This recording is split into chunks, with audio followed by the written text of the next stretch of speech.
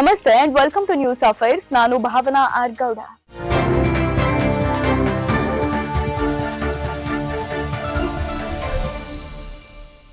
ಇತ್ತೀಚೆಗೆ ರಾಷ್ಟ್ರೀಯ ಸ್ವಯಂ ಸೇವಕ ಸಂಘದ ಮುಖ್ಯಸ್ಥರಾದ ಡಾಕ್ಟರ್ ಮೋಹನ್ ಭಾಗವತ್ ಅವರು ಕೊಟ್ಟಿರುವ ಒಂದು ಹೇಳಿಕೆ ಇಡೀ ದೇಶದ ರಾಜಕೀಯ ಮತ್ತು ಸಾಮಾಜಿಕ ವಲಯದಲ್ಲಿ ದೊಡ್ಡ ಸಂಚಲನ ಸೃಷ್ಟಿ ಮಾಡಿದೆ. ಅದೇನು ಅಂದ್ರೆ ಎಲ್ಲರೂ ಒಂದಾದ್ರೆ ನಾಡಿನ ಹಿಂದೂ ರಾಷ್ಟ್ರ ಸಾಕಾರ ಆಗುತ್ತೆ ಅಂತ. ಸೊ ಈ ಹೇಳಿಕೆ ಹಿಂದಿರುವ RSS ನ ಚಿಂತನೆ ಏನು? ಹಿಂದೂ ರಾಷ್ಟ್ರ ಅಂದ್ರೆ ನಿಜವಾಗ್ಲೂ ಅದು ಧಾರ್ಮಿಕ ಪ್ರಭುತ್ವನ ಅಥವಾ ಅದಕ್ಕಿಂತ ವಿಭಿನ್ನವಾದ ಸಾಂವಿಧಾನಿಕವಾದ ಒಂದು ಕಲ್ಪನೆನ? ಹಾಗೆ ಮೋಹನ್ ಭಾಗವತ್ ಅವರು ಜಾತಿ ವಿನಾಶದ ಬಗ್ಗೆ ಮಾತಾಡಿದ್ದಾರೆ. ಇವತ್ತು ಈ ಎಲ್ಲಾ ವಿಷಯಗಳ ಬಗ್ಗೆ ನಾನು ನಿಮಗೆ ಡೀಟೇಲ್ ಆಗಿ ತಿಳಿಸ್ತೇನೆ. ಫಸ್ಟ್ ನಾವು ಮುಖ್ಯ ಹೆಡ್ಲೈನ್ ಬಗ್ಗೆ ಮಾತಾಡೋಣ. ಅದೇನು ಅಂದ್ರೆ ಮೋಹನ್ ಭಾಗವತ್ ಅವರು ಕ್ಲಿಯರ್ ಆಗಿ ಹೇಳಿದ್ದೇನು ಅಂದ್ರೆ ಎಲ್ಲರೂ ಒಂದಾಗಿ ಹೋಗಿ ನಮ್ಮ ಸಂಸ್ಕೃತಿ ನಮ್ಮ ರಾಷ್ಟ್ರದ ಬಗ್ಗೆ ಪ್ರೀತಿ ತೋರ್ಸಿದ್ರೆ ಹಿಂದೂ ರಾಷ್ಟ್ರವನ್ನ ಯಾರಿಂದನೂ ತಡೆಯೋಕ್ ಆಗಲ್ಲ ಅಂತ. ಇಲ್ಲಿ ಗಮನಿಸಬೇಕಾಗಿದ್ ಏನು ಅಂದ್ರೆ ಅವರು ಒಗ್ಗಟ್ಟಿನ ಮೇಲೆ ಹೆಚ್ಚು ಫೋಕಸ್ ಮಾಡಿದ್ದಾರೆ. ಈಗ ಪ್ರಶ್ನೆ ಇರೋದಿಲ್ಲಿ ಹಿಂದೂ ರಾಷ್ಟ್ರ ಅಂದ್ರೆ ಏನು? ಅವರ ಪ್ರಕಾರ ಇದು ಕೇವಲ ಒಂದು ಧರ್ಮದ ಆಧಾರದ ಮೇಲೆ ನಿಂತಿರುವ ರಾಷ್ಟ್ರ ಅಲ್ಲ, ಬದಲಿಗೆ ಇದು ಭಾರತದ ಮೂಲ ಸಂಸ್ಕೃತಿ, ಇಲ್ಲಿ ಜೀವನ ವಿಧಾನ ಎಲ್ಲವನ್ನ ಒಪ್ಪಿಕೊಳ್ಳುವ ಹಿಂದುತ್ವದ ಆಧಾರದ ಮೇಲೆ ನಿಂತಿರೋ ರಾಷ್ಟ್ರ. ಅವರು ಪದೇ ಪದೇ ಹೇಳೋದು ಏನು ಅಂದ್ರೆ ಭಾರತದಲ್ಲಿರೋ ಎಲ್ಲರೂ ಹಿಂದೂಗಳೇ, ಧರ್ಮ ಭೇದ ಇರ್ಬೋದು ಆದ್ರೆ ರಾಷ್ಟ್ರೀಯತೆ ಹಿನ್ನೆಲೆಯಲ್ಲಿ ಎಲ್ಲರೂ ಒಂದೇ ಅಂತ.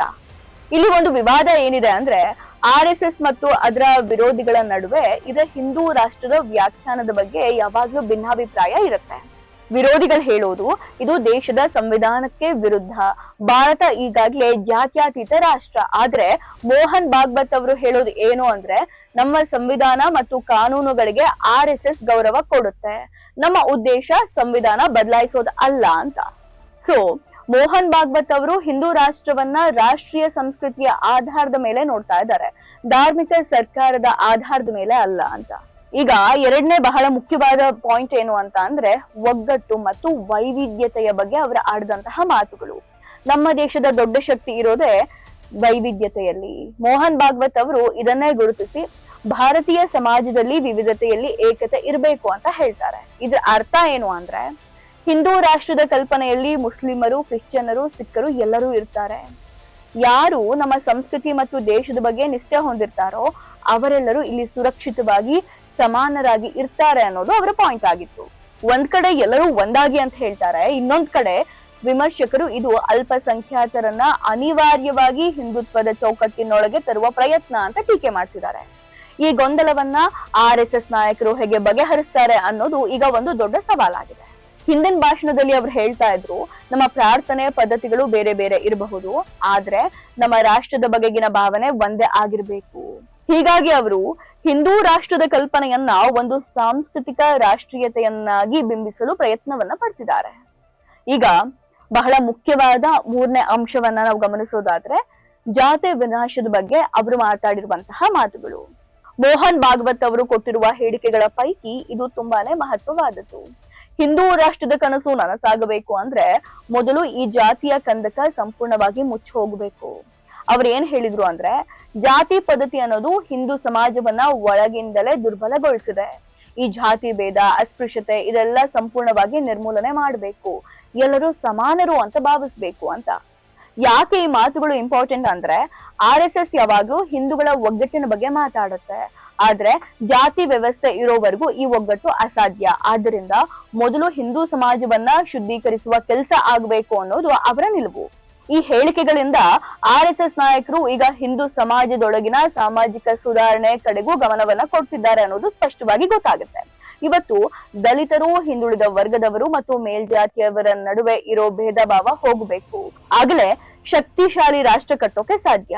ಆದ್ರೆ ಟೀಕೆ ನಿಂದನೆ ಏನಿದೆ ಅಂತ ಅಂದ್ರೆ ವಿಮರ್ಶಕರು ಹೇಳೋ ಪ್ರಕಾರ ಇದು ಕೇವಲ ಮಾತಿನಲ್ಲಿ ಆಗಬಾರದು, ನಿಜವಾದ ಬದಲಾವಣೆ ಆಗಬೇಕು ಅಂತ. ಸೊ ಈ ಎಲ್ಲಾ ಹೇಳಿಕೆಗಳಿಗೆ ರಾಜಕೀಯ ಪರಿಣಾಮ ಬೀಳುತ್ತಾ ಅನ್ನೋದನ್ನ ಒಮ್ಮೆ ಗಮನಿಸಬೇಕು.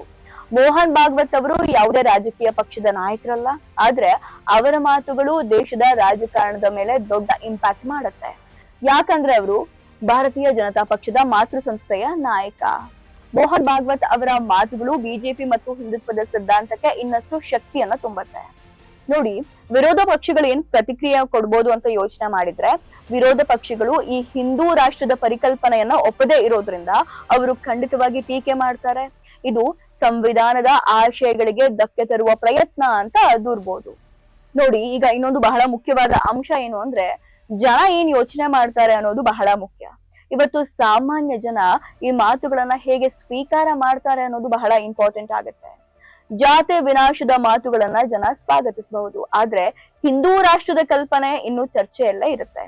ಸಿಂಪಲ್ ಆಗಿ ಹೇಳ್ಬೇಕು ಅಂದ್ರೆ, ಈ ಮಾತುಗಳು ದೇಶದ ಸಿದ್ಧಾಂತ ಆಧಾರಿತ ರಾಜಕೀಯಕ್ಕೆ ಒಂದು ಹೊಸ ಮೈಲುಗಲ್ಲನ್ನೇ ಕೊಡುತ್ತೆ ಅಂತ ಹೇಳ್ಬೋದು. ಈಗ ಮೋಹನ್ ಭಾಗವತ್ ಅವರು ಹಿಂದೂ ರಾಷ್ಟ್ರ ಅಂದ್ರೆ ಧರ್ಮ ಆಧಾರಿತ ರಾಷ್ಟ್ರ ಅಲ್ಲ, ಬದಲಿಗೆ ಸಂಸ್ಕೃತಿ ಆಧಾರಿತ ಒಗ್ಗಟ್ಟಿನ ರಾಷ್ಟ್ರ ಅಂತ ಹೇಳೋಕೆ ಪ್ರಯತ್ನ ಪಡ್ತಿದ್ದಾರೆ. ಈ ರಾಷ್ಟ್ರ ಸಾಕಾರ ಆಗ್ಬೇಕು ಅಂದ್ರೆ ಎಲ್ಲಕ್ಕಿಂತ ಮೊದಲು ಜಾತಿ ವ್ಯವಸ್ಥೆ ನಿರ್ಮೂಲನೆ ಆಗ್ಬೇಕು ಅಂತ ಸ್ಪಷ್ಟವಾಗಿ ಹೇಳಿದ್ದಾರೆ. ಈ ಹೇಳಿಕೆಗಳು ಮುಂದಿನ ದಿನಗಳಲ್ಲಿ ದೇಶದ ಸಾಮಾಜಿಕ ಮತ್ತು ರಾಜಕೀಯ ಚರ್ಚೆಗಳ ಕೇಂದ್ರ ಬಿಂದು ಆಗುತ್ತೆ.